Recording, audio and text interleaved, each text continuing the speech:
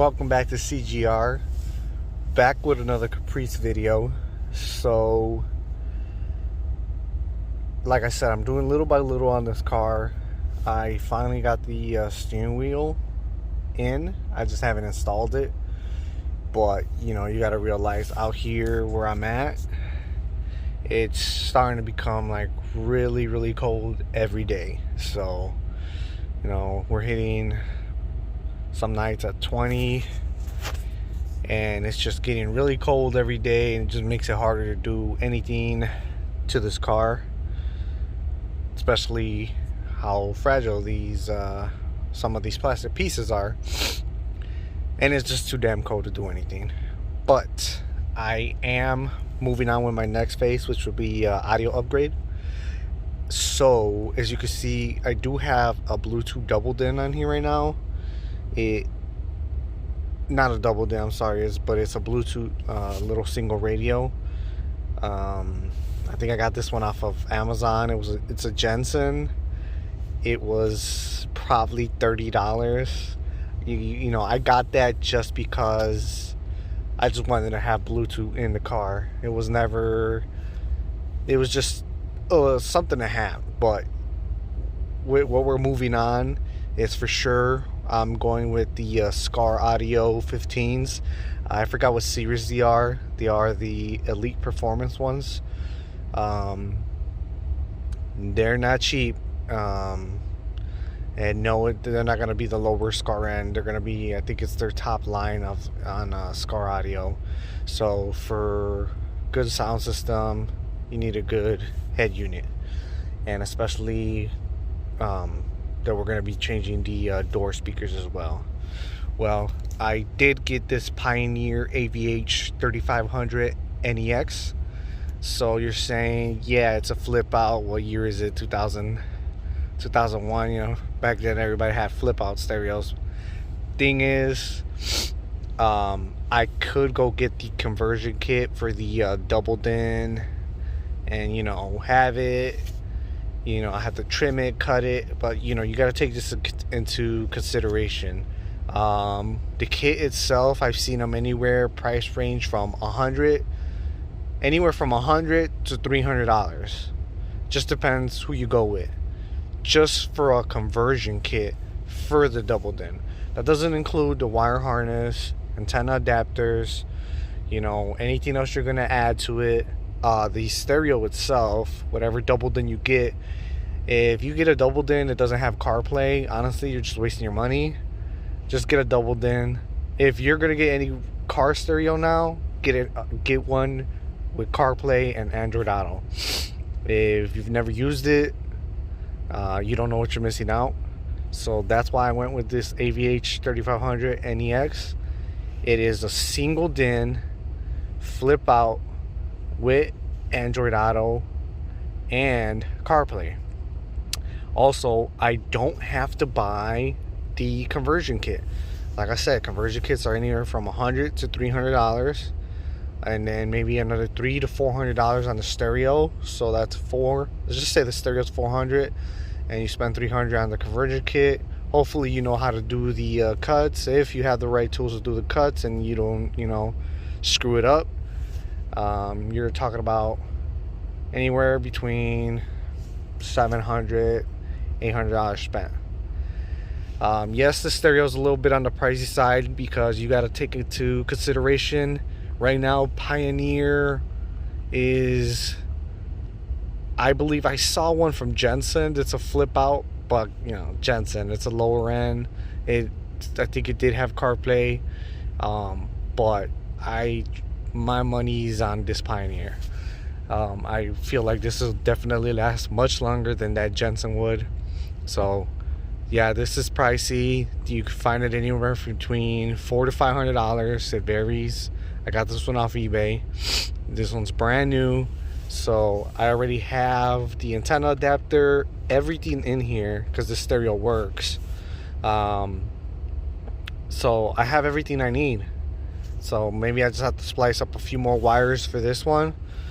And I already have the dash kit for a single din. So this is going to be a quick, easy install and a great video, because then I get to show you how to remove this lower dash panel to get access to the stereo. So with that being said, for this install, obviously, you know, I'm using this Pioneer. Since it has CarPlay, it will have a USB adapter. I don't want to connect it right to the stereo. I think I'm gonna, somewhere down here, I'm gonna end up making a hole, possibly right here, maybe. I haven't decided yet. Once I mount the stereo, I'll know. But that's why I included this. It is an adapter. As you can see, it's got the USB in there.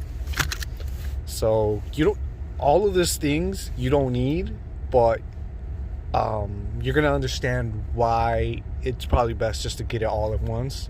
So you got your stereo, your USB adapter, the extender. Make sure you get this one. It is $10 off of Amazon, and everything you see on here will be linked in the description.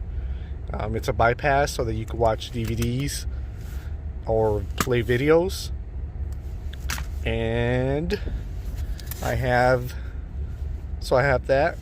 I also have the Scar Audio Premium RCA, because I am going to install a sub soon. So I'm going to have all this extra stuff, like the RCA, the remote turn on, and I have a reverse camera extender. So I'm going to have all this stuff probably dangling down here for the meantime, because I am going to add a reverse camera. I am going to add a subs, so I have the RCAs already connected. I'll have the remote turn on. I have the bypass. Basically everything I'm going to add in the future will be already connected. So instead of not adding all this now, and if you want to add it later, well, then you're going to have to disassemble it again, take the stereo out, do all that. So you get what I'm saying? So just save yourself the trouble, buy everything at once, do it at once. That way down the road, it's not that bad. It's much easier. So once I install my camera down the road, it'll be already connected. It'll be connected to the stereo. All I have to do will be connect this here, ready to go. My RCA for the subs, ready to go. I'll have my remote turn on just hanging there, obviously taped off, ready to go. You get what I'm saying? The point is, I'm preparing for stuff I'm gonna add later down the road. So hopefully I'll try to show you guys how I did this. Sorry if it's a long video, but I am going to find out what size screws this was again, and we'll move on to the next step of taking all this stuff apart. So let me find out and we'll move on. Alright guys, so to start removing this lower dash, this is on the 94 Caprice. I'm sure this will be somewhat the same on a 94 to 96 Impala SS or 94 to 96 Caprice. Right here is where you have your little ashtray I got right here. As you can see, there's going to be 4 screws. You take those screws right off, and that thing just comes off, and it just has this little connector, and you just take it off. After that, as you can see, those screws right there, I'm using a 7mm. Under here, right there, along the dash, I think there's 7. There's a hole right there. There's another one right there. There's another one right there. So there's about like 7 of them. So you got to start removing all those. I got to check the driver's side. I forgot if on the passenger door, like, I have to remove that little panel where the fuses are. If there's nothing there, next step is removing this piece right here. Hopefully once I try to remove this piece, I'll try to record that. But let me go check that. And to remove this lower piece, you're going to leave the glove box down, because when this piece comes out, As you can see, if you put the glove box, you're kind of blocking it, so this piece won't come off.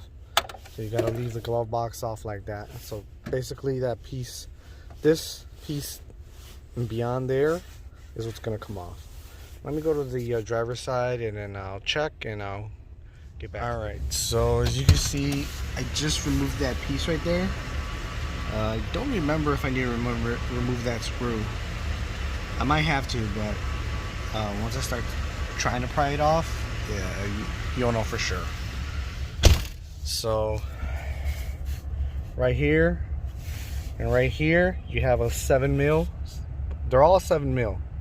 So to remove that piece, I'm gonna put the vehicle on drive just to lower the handle, and then pull towards you slowly.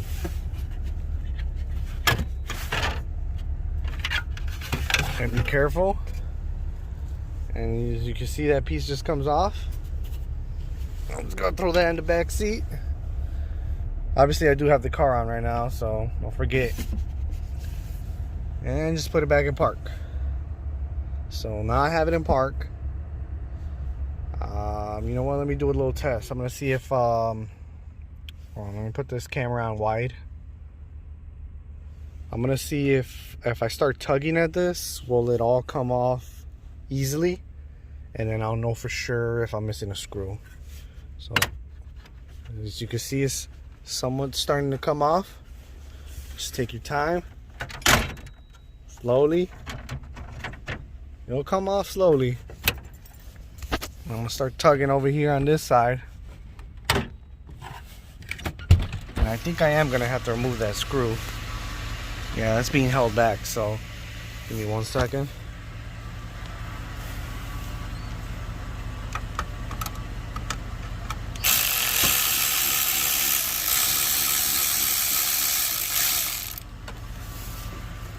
Alright, hold on.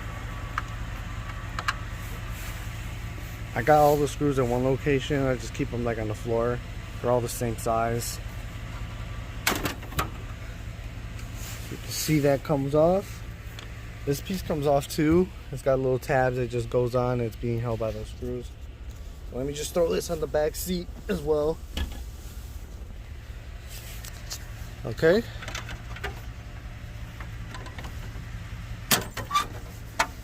And there you go. She's off.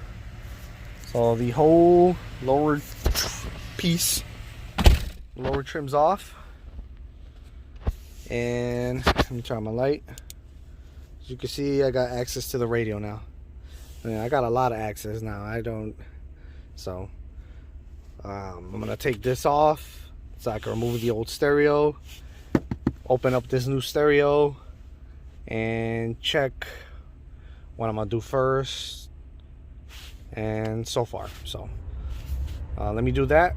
I'm gonna throw this in the back seat. And so I got the stereo out, like I said. It's two 7 mil. I just want to show you guys why it's worth buying a good head unit. Because look, remember I told you this was, like I said, this dash kit will be in the link. Sorry, the dash kit comes with a bunch of pieces because it is for old school GMs and Chevys. So if you read the instructions, it's not that hard to do. But look at the difference. Look at that thing. So I'm going to have to unfold those tabs right there that I got to take the stereo off. But I just want you to see the difference. So, and look at this thing. This thing is heavy. This thing's got some weight to it. It's not like, this thing's very heavy. Trust me.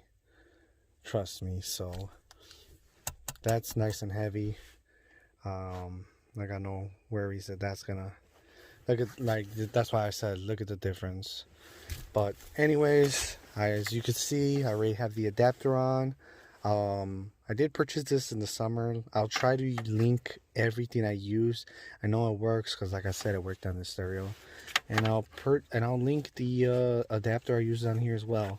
So this is the new adapter that I already had working for that stereo. And here were all my connections for that stereo. So I'm just gonna cut these all off. This is for the old head unit, and then obviously we'll have to wire on this new one. And then once I start wiring this brake pass, I'll show you guys what I mean on how to do this. But I gotta start doing one thing at a time so that I could check and make sure it all fit. Okay, it's gonna fit with no problems. Just gotta tuck these wires away nicely.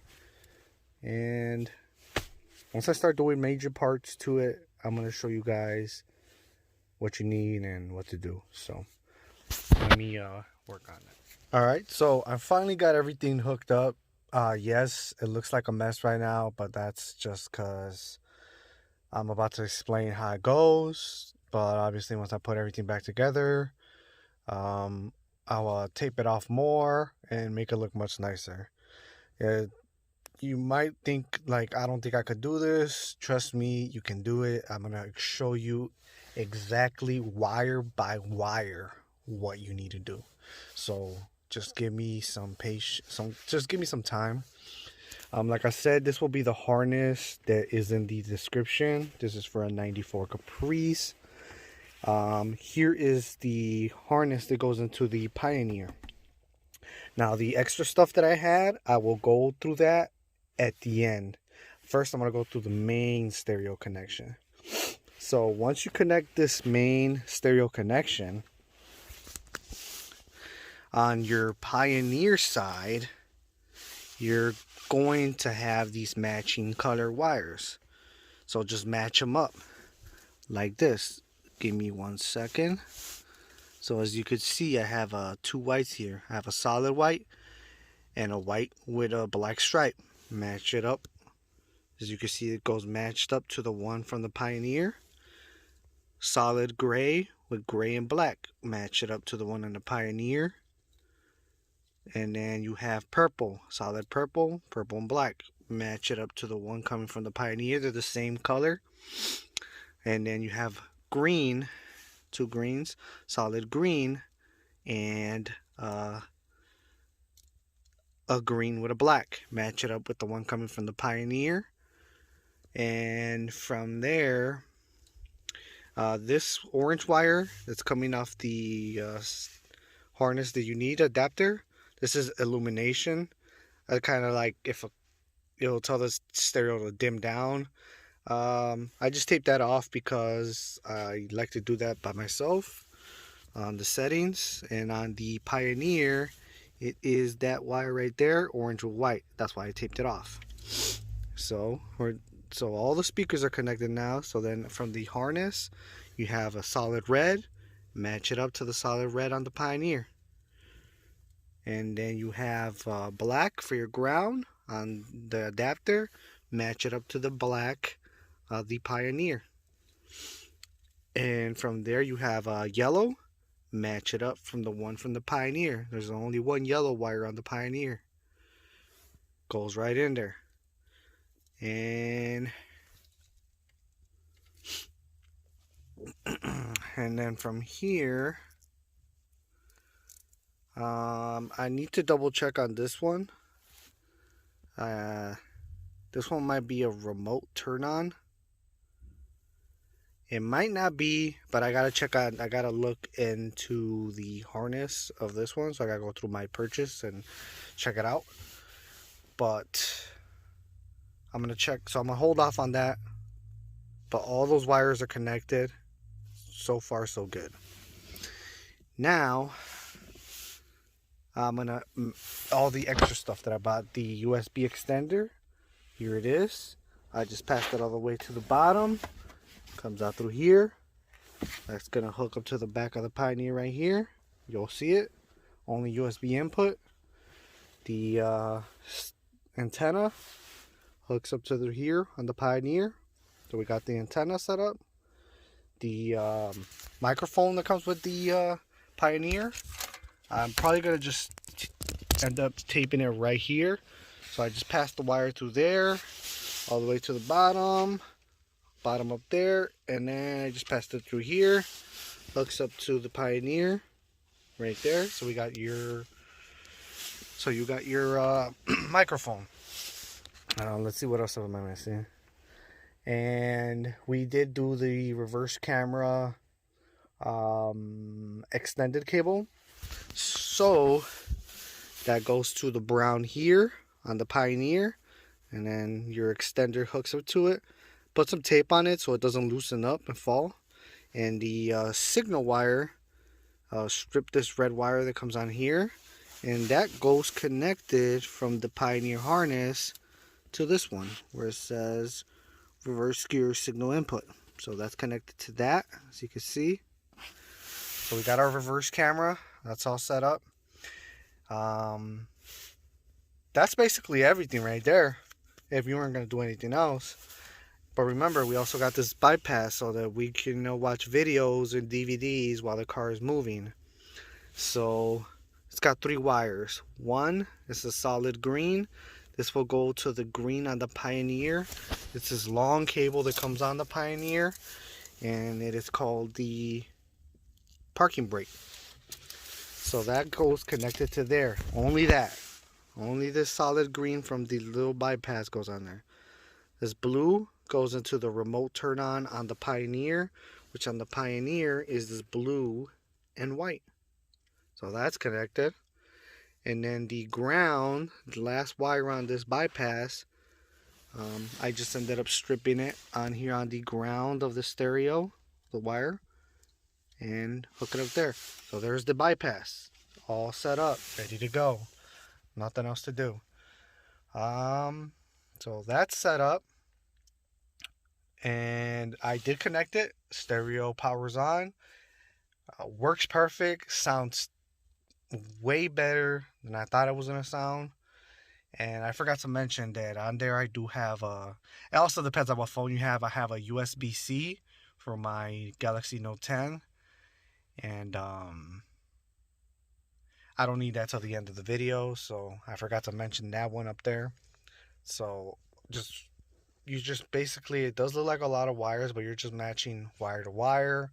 It's not hard at all. I promise you, it's easy. Next step is I got to take off this stereo from the mounting bracket that I had and put this bracket on there so that the stereo will mount up easily. Other than that, let me just check on this blue wire. This might be the remote turn on, and if it is, I'm gonna just wire it to this one. If you're wondering what this white wire is, that's remember I told you I was gonna add a wire, and then I just dragged it all the way down there outside of the bottom, and here it is. So basically at the bottom I have my remote wire. I'm gonna connect my 2 RCAs, which I haven't done, which is right here, which is just gonna go to on here. You'll see it. It's a subwoofer input. Let me see where it's at. That's rear monitor, video, front, audio. There you go. So subwoofer output. So I'm just gonna hook up those 2 RCAs here, pass them through there, tape them up. That's it. So let me check on this blue wire, and then I'll get back to you. So after looking at the harness that it came with, the kit with the instruction, this is for power antenna, which this vehicle doesn't have, or a power amplifier for the stock speakers. This one doesn't have it. That kind of be for like other stereos, like a Bose or something more premium. So that's fine. And I just ran the RCAs up there, so as you can see they come all the way at the bottom there, and I just got them there. I just got them, once the stereo's back in, all that stuff that's under there will make more sense once I put it. But I wanted to show you. So here are the RCAs. It goes to the subwoofer output. Obviously your red to your red, white to white, tape them off, good to go. So next step is trying to fit it into the stereo harness it came with and put it back, push all that in there and make it look nice, and I'll show you guys. Alright, so I got the stereo on the dash kit. Um, all those wires are ran under. Next step is to decide where I want to mount that USB. So I'm going to look at the dash, the lower dash that I took off. I want to see where I might mount it. So from there, I just got to drill a hole and mount it, and just install the lower dash. But other than that, she's held in there pretty good. So it's got all my fingerprints on it. So once I'm done, I'll try to clean it up. But let's move on to that, and then I'll try to do that. Alright guys, so before you actually wire anything to the stereo, I forgot to mention, but this is something I learned as I was doing the stereo install. It is much easier to wire everything to the stereo after you put it into the dash kit, because what I ended up doing was I had to remove every wire, not every wire, but I had to unplug everything from the stereo and then put the dash kit on and then reconnect every wire so that it would go past the dash kit. I didn't learn this until I was actually doing it, and I didn't record it because it was just me removing every wire. So hopefully you see this before you even have anything. So if you are doing this stereo or any stereo, doesn't matter what it is, put on the dash kit first and then wire everything on the stereo with the dash kit on it already. So that'll save you a lot of time. I didn't learn that until I was about to do the dash kit. So hopefully that helps you out. I didn't have instructions for the dash kit because when I ordered it, it was already from summer, so I lost the instructions. So unfortunately, I was not able to show you that. But just read the instructions that it comes with. It's a little bit of play with, and you'll get it. But anyways, let me show you how the stereo looks now. Alright, so I finally put everything back. These wires that are here, those are the extra wires that we talked about through the video. So they're going to be there for now. And through here, I just passed my phone cable. I put it in Tesla tape, which looks like this, so it doesn't get cut or anything. And then I just have it right here, and then I could just grab it whenever I need it. So it's right there.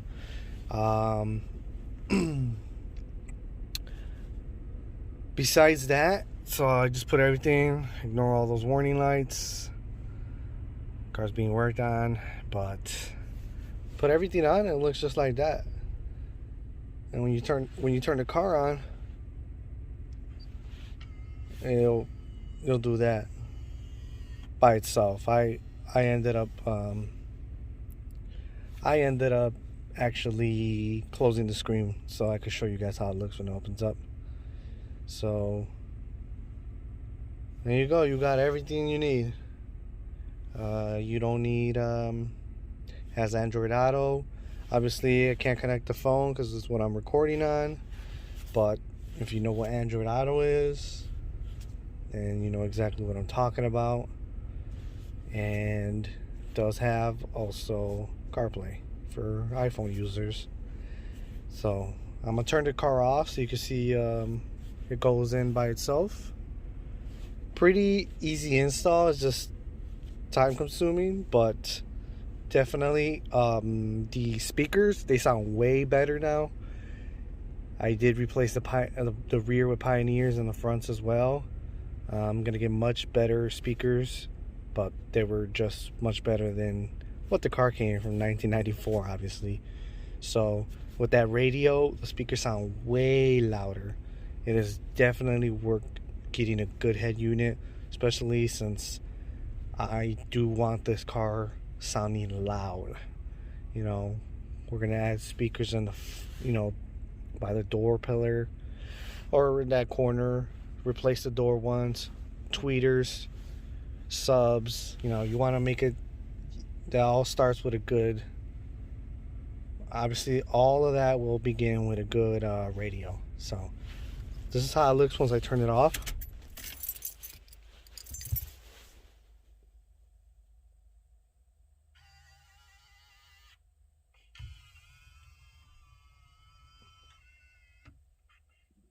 And there you go.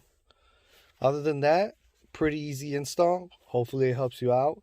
If you have not yet subscribed to this channel, this is not the first Caprice mod I've done on this car. Check it out. I have a lot of stuff that I've done on this vehicle. This car's not going nowhere. Like I said, I just got the steering wheel, so got to replace this and the lever.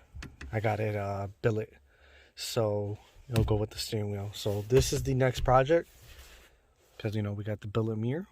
But other than that, stereo's in, way better upgrade. All these are here for now, obviously, just because I wanted to have that now.